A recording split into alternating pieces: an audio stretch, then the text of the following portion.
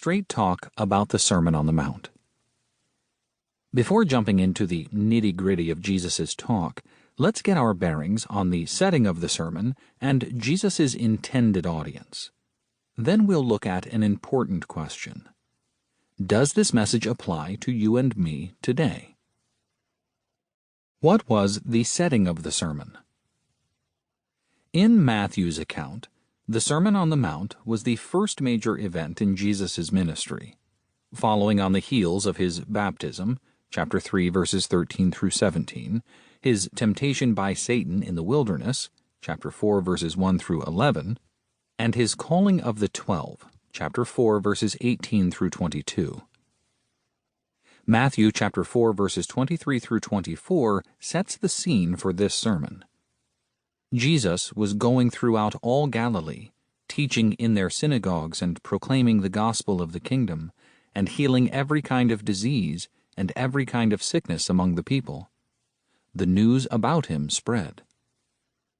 Matthew made it clear that the presenter of this message was not some flash-in-the-pan newcomer, but someone who had established himself as a respected teacher worthy of following.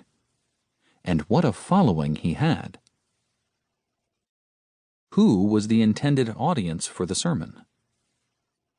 Both Matthew and Luke noted that Jesus was teaching his disciples, Matthew chapter 5, verses 1 through 2, and Luke chapter 6, verse 20. In Jesus' day, a disciple, or learner, was somebody who followed a rabbi, or teacher. To be a disciple meant you were so enthralled with your chosen rabbi that you sought to imitate not just his words, but also his example. So to be a disciple of Jesus means seeking to model your attitudes, actions, and affections after Jesus. It means loving what Jesus loved, acting like Jesus acted, and thinking like Jesus thought in every situation.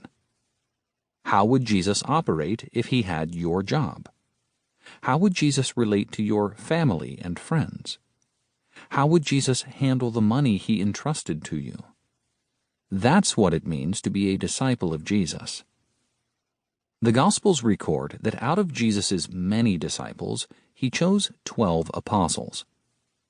The word apostle means one sent forth, similar to an ambassador.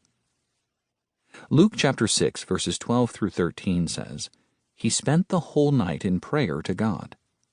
And when day came, he called his disciples to him and chose 12 of them, whom he also named as apostles."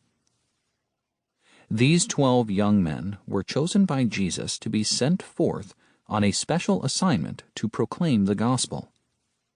The Bible sometimes refers to the 12 apostles as his disciples. But during his ministry on earth, Jesus had perhaps hundreds of disciples, men and women who followed him and his teachings.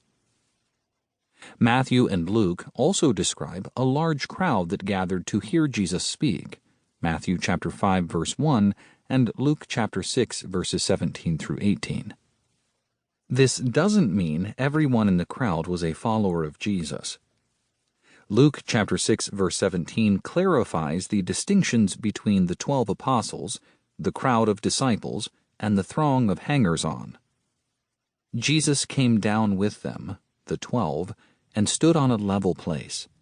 And there was a large crowd of his disciples, and a great throng of people from all Judea and Jerusalem, and the coastal region of Tyre and Sidon. So with that background, let's look at Matthew chapter 5, verses 1 through 2. When Jesus saw the crowds, he went up on the mountain, and after he sat down, his disciples came to him. He opened his mouth and began to teach them. Matthew said Jesus was teaching all his followers. In this sermon, he gave us instructions about how to live.